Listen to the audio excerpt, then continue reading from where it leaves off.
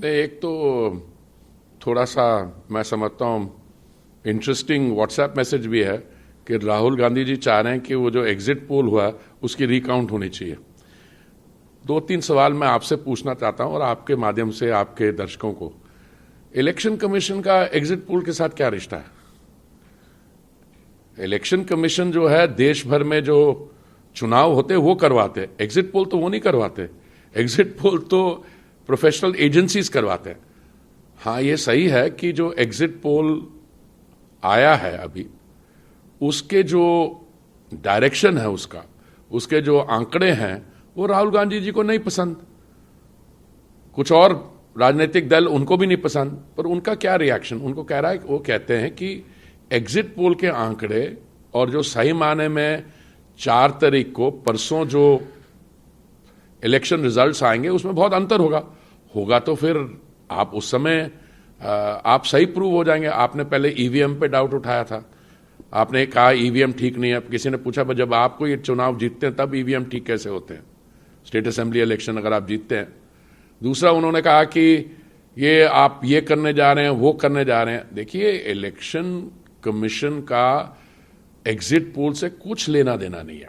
दूसरा, आंकड़े उनको पसंद इसलिए नहीं है क्योंकि उनके पास चुनाव के दौरान कोई सही मुद्दे थे नहीं, और मोदी जी का जो भारतीय जनता पार्टी ने जो विकास के आंकड़े रखे हैं उसके अनुसार एग्जिट पोल जो है पिछले 10 साल के काम देख के, वोटर का रिएक्शन देख के वो आंकड़े ये बता रहे हैं कि भारतीय जनता पार्टी को अपने आप में बहुत ही कन्विंसिंग मेजॉरिटी आने वाली है। अब कोई एग्जिट पोल कहता है 310 आ रहे हैं, कोई कहता है 324 आ रहे हैं बीजेपी, कोई कहता है 350 आ रहे हैं, पर पोल ऑफ पोल्स मिला ले तब भी 330 340 आ रहे हैं।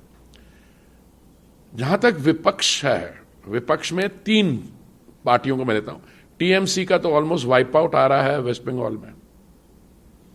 अगर वेस्ट बंगाल में भारतीय जनता पार्टी की 28 सीट आ जाती है, या 25 या 26 भी आती है, तो टीएमसी कहां रहेगी? दूसरा, कर्नाटक में जहां पे कांग्रेस का राज्य है, कांग्रेस सत्ता में है, वहां पे भारतीय जनता पार्टी का वोट शेयर 52% आ रहा है। केरला में हमारा 22% आ रहा है। और अगर आप देख लीजिए तो अपने आप में भारतीय जनता पार्टी दक्षिण राज्यों में मिला के सिंगल लार्जेस्ट पार्टी बनने जा रही है। पहले हमारे बारे कहा जाता था कि बीजेपी नॉर्थ इंडियन पार्टी है, बनियों की, ब्राह्मणों की पार्टी। अब पैन इंडिया पार्टी है। साउथ में भी उसकी प्रेजेंस है, ईस्ट में जबरदस्त शोइंग है, वेस्ट में है, नॉर्थ में। तो ये आंकड़े जो हैं ये एक सेंस ऑफ डायरेक्शन बताते हैं, और ये अपने आप को, चाहे जो भी अपने आप में ये बयान दें, उसको हमको ज़्यादा सीरियसली मैं समझता हूँ नहीं लेना चाहिए। आप प्रेस को तो आपको ये आपका प्रोफेशन है, इसलिए आपका सवाल पूछना और हमारा रिएक्शन मांगना मैं समझता हूँ वो सही है। बट इसमें थोड़ा सा जो राहुल गांधी जी ने कहा ना कि एग्जिट पोल का रिकाउंट होना चाहिए, वो लेवल वही है उनका। एक और सवाल उठा रही है कांग्रेस पार्टी का, जिन्होंने कहा कि गृह मंत्री अमित शाह ने कई डीएम से बात की, इस पे चुनाव आयोग ने। और देखो, उनको बोलो कि आप तो कभी होम मिनिस्टर बने नहीं, अगर माननीय गृह मंत्री जी ने किसी ने बात की होगी तो चीफ मिनिस्टर या होम मिनिस्टर से बात की होगी। गृह मंत्री जी डीएम से या सब डिविजनल ऑफिसर बात नहीं करते। और दूसरा, जो माननीय जयराम जी का बात है, या पिट्रोडा जी, या क्या नाम है मणिशंकर अय्यर की, ये अपनी दुनिया में रहते हैं, तो इसका रियलिटी के साथ ज़्यादा जोड़ मोड़ने। क्या कहते हैं, हम सत्ता में आएंगे, एक्सरे करवाएंगे, खटाखट फटाफट, जो उन्होंने पैसा कमाया उसको एकदम बांट देंगे। एक दूसरा मुद्दा है मुख्यमंत्री अरविंद, जो दिल्ली के मुख्यमंत्री ने सरेंडर कर दिया। उससे पहले वो राजघाट गए, सीपी के हनुमान मंदिर गए, पार्टी के कार्यकर्ताओं को पार्टी मुख्यालय में संबोधित किया। भी कहा, भगत सिंह से तुलना की कि भगत सिंह देश की आज़ादी, भगत सिंह जी के फोटो भी लगाते हैं अपने पीछे। देखिए, कहाँ भगत सिंह जी, जिन्होंने अपने एक मार्टरडम, उन्होंने एक बहुत बड़ी कुर्बानी दी, और ये हमारे नए नेता जिनका राजनीतिक जीवन शुरू हुआ था बच्चों की कसम खाने पे। मैं बच्चों की कसम खाता हूं, मैं कभी राजनीति में नहीं आऊंगा, बच्चों का कसम। फिर आ गए राजनीति में, फिर कहा जी मैं आम आदमी हूं, मैं मफलर पहनूंगा, मैं वैगन आर की फ्रंट सीट में बैठूंगा, मेरे गाड़ी के ऊपर बिजली नहीं हुई, वो करते करते राजमहल में पहुंच गए।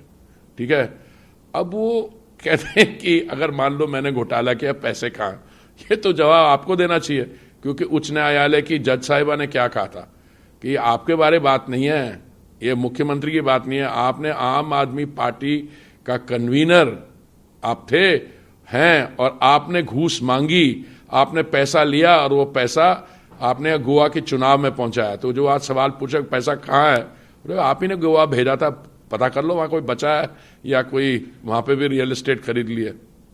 सर एक दूसरा सवाल, आज प्रधानमंत्री मोदी ने जरूरी मीटिंग 7 मीटिंग चली, साइक्लोन को लेकर रिव्यू मीटिंग की, उन्होंने 100 डेज की जो नई सरकार होगी उसकी क्या कार्य योजना रहेगी, उस पर कैसे देखते हैं आप? नहीं, ये तो मोदी जी का कमिटमेंट की बात है। वो पता नहीं कितने साल हो गए उन्होंने, जब से उन्होंने समाज सेवा शुरू की है, कभी उन्होंने एक दिन की छुट्टी नहीं ली।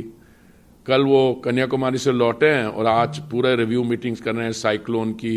बाकी जो 100 दिन का प्रोग्राम है उस पर काम बहुत पहले से शुरू हो गया था। मंत्रालय, अलग अलग मंत्रालयों ने अपने सुझाव दिए,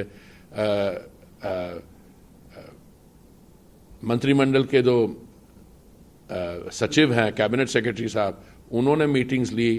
तो अब उस पर कई चीज़ें काम है। मतलब ये नहीं है कि हम परसों चुनाव के नतीजे आएंगे और हम कोई ये जैसे युवा नेता हैं जो लॉन्च हो चुके हैं कई बार, वो अब हो गया, अब नतीजा आ गया, हम चलते हैं थाईलैंड या स्पेन या इटली या कहीं।